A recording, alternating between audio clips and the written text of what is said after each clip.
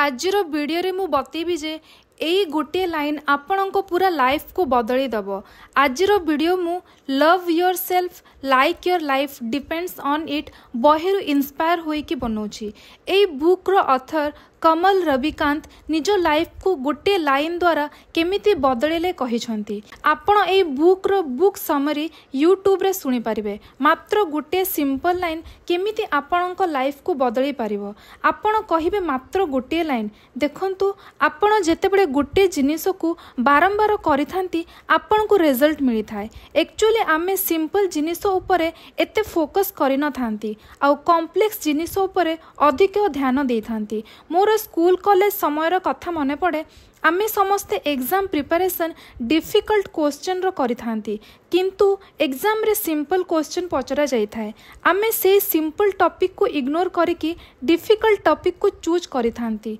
Life रे मध्य सेमिति simple जिनिस द्वारा निज लाइफ को बदली पारिबे किंतु आम फोकस पूरा पूरी कॉम्प्लेक्स जिनिस उपरे बहुत थाए। ऑथर एठी simple line I love my self बतई से ए लाइन द्वारा निज लाइफ को बदलई। देखंतु मैनिफेस्टेशन रे सेल्फ लव रो बहुत इंपोर्टेंस अच्छी। सेल्फ लव रो माने केवल नाचिबा आउ गाइबा नुह निज सेल्फ वर्थ को जानिबा। मु देखिली जे लोक एथिपाई मैनिफेस्ट करि पारि न थांती कारण तांकु निज उपरे विश्वास न थाए। विश्वास न थाए जे से निज इच्छित वस्तु को पाई परिबे। मु जदि तांकु कुहे तमे निज इच्छित वस्तु को पाई परिबो से विश्वास करि पारि न थांती। प्रथमे आपणकु निज उपरे विश्वास करिबाकू हबो। आपण निजको कहि परिबे मु जहा चाहूछि पाई परिबी। प्रथमे निज उपरे विश्वास आनिबाकू हबो। नेक्स्ट होउचे निजको भल पाइबाकू हबो। आपण जेमिति भी अछंती आपणकु निजको भल पाइबाकू हबो। एठी आमे निजको भल न पाई लोक भल पांतु बोली भाबी थांती। आपण जे जे निजको भल पाइबे नाही आपणकु किए काहे कि भल पाइबा दबो। आपण जेतेबेले निजको भल पाइबे रेस्पेक्ट करिवे लोक आपणकु भल पाइबा देबे आ रेस्पेक्ट मध्य करिवे। एठी ऑथर कहिसंती जे तांकु सकाळे उठिबा गुटे युद्ध लढिला भलिया लागि थाए। से एठी आमको गुटे टिप्स देइछंती जे से सकाळ उठिकी प्रथमे गुटे बढ़िया म्यूजिक चलेकी आखि बंद करिकी निज मनरे आई लव माई सेल्फ को रिपीट करि थांती। आपण दिन रे 5 रु 10 मिनिट आई लव माई सेल्फ लाइन को रिपीट करि परिबे। आपण जेतेबेले भी ए तीनोटी वर्ड को रिपीट करि परिबे। आपण घर काम कला बेले गाधोइला बेले वर्किंग कला बेले ए तीनोटी वर्ड को रिपीट करि परिबे। आपण सोइबा पूर्व मध्य रिपीट करि परिबे। आपण मिरर सामने रे छिड़ा होई कि ए तीनोटी वर्ड को रिपीट करि परिबे। I love myself. आमे केबे निजको आखि ओ आखि मिले कि निजको मिरर रे देखि पारि न थांती। मु जेतेबेले निजको मिरर रे देखि कि आई लव यू कहिथिली बहुत कष्ट होइथिला। एमिति तो आमे डेली मिरर रे निजको देखि थांती किंतु मिरर रे निजको आखि रे आखि मिले कि देखिबा डिफिकल्ट। आपण को 2 रु 3 दिन डिफिकल्ट लागि पारे किंतु डेली करिबा द्वारा आपण को हैबिट होई जिवो। निजको क्षमा करि दियंतु। पास्ट रे आपण को द्वारा जहाँ भी भूल हो जाइछि निजको क्षमा करि दियंतु। आमे बहुत जण निजको क्षमा करि पारि न थांती। आमे निजको केते दोष देई थांती मो द्वारा केते मूर्खामी होई जाइछि मते सेही सिचुएशन रे एमिति कहिबार नथिला किंबा एमिति करिबार नथिला। आपणको भितरे जेते कि गिल्ट अछि निज पई निजको सेही गिल्ट रु मुक्त करंतु। एई गिल्ट रो भावना आपणको आगु को बढ़िबा को देई न थाए। आपण पास्ट रे आपणको जेते कि बुद्धि आ ज्ञान थिला आपण सेही हिसाब रे बिहेव करिथिले आ आपणको वर्तमान सेही भूल रो ज्ञान अछि। सेही भूल रु सिखिकी आगु को बढ़ंतु। आपण जेतेबेले निजको नेगेटिविटी रे पाइबे निजको I love myself line को रिपीट करंतु। आपण कहिबे कोन आई लव माई सेल्फ कहिबा मात्रे लाइफ बदली जिवो। मु कहिबी ना।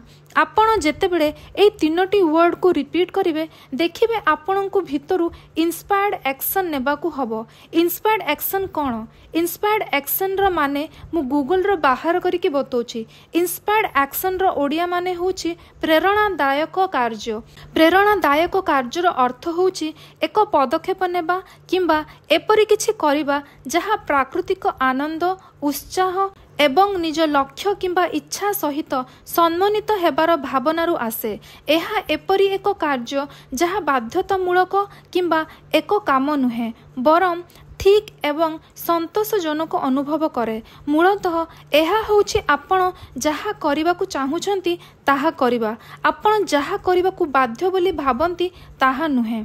आपण हठात निजको अधिक केयर नेबा स्टार्ट करिवे, आपण को जहा करबा भल लागे करबा स्टार्ट करिवे, आपण मेंटल पीस ऊपर अधिक ध्यान देबे, आपण निज खुशी को अधिक प्रायोरिटी देबा स्टार्ट करिवे। सेते बेले आपण को एई सब जिनिस करबा डिफिकल्ट लागी न थाए, किंतु आपण जेते बेले इंस्पायर्ड एक्शन नै थांती आपण आनंदर सहित करि थांती। देखंतु एफर्मेशन रे बहुत पावर किंबा शक्ति अछि। प्रत्येक शब्दर वाइब्रेशन अछि। आपण को स्टार्टिंग रे एई एफर्मेशन कहिला बेले किछि फील हबो नाही, किंतु आपण बारंबार रिपीट करंतु। आपण जेतेबेले बारंबार रिपीट करिवे आपण को फील हेबा स्टार्ट हबो। आउ निजो पई टाइम बाहर करंतु। मु जेतेबेले लॉ ऑफ अट्रैक्शन विषय रे जानि नथिली सेतेबेले ही मु निजो पई टाइम बाहर करूथिली। आउ याकू मी टाइम कहंती। सेतेबेले मु मी टाइम विषय रे जानि नथिली, मु अजाणतरे निजो पई टाइम बाहर करूथिली। आउ सेही समय रे मु सेल्फ केयर करूथिली। वर्तमान मध्य करे, जेमिति फेस पैक लगेबा, हेयर मास्क लगेबा, थ्रेडिंग करबा, नख काटिबा, एई सब करबा द्वारा आपण निजको भल पाई पारिबे। आउ आपण को भल फील हबो। मते शिखिबा बहुत भल लागे, जेमिति स्पिरिचुअलिटी विषय रे जानिबा, सेल्फ हेल्प बही पढ़िबा।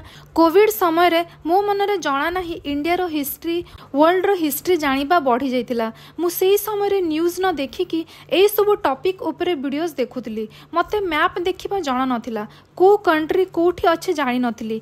एबे मते को कंट्री कोठी अछि भल भाबरे जणा। एईटा तो मो एग्जांपल देली। आपण को इंटरेस्ट हिसाब रे आपण मी टाइम रे करि परिबे।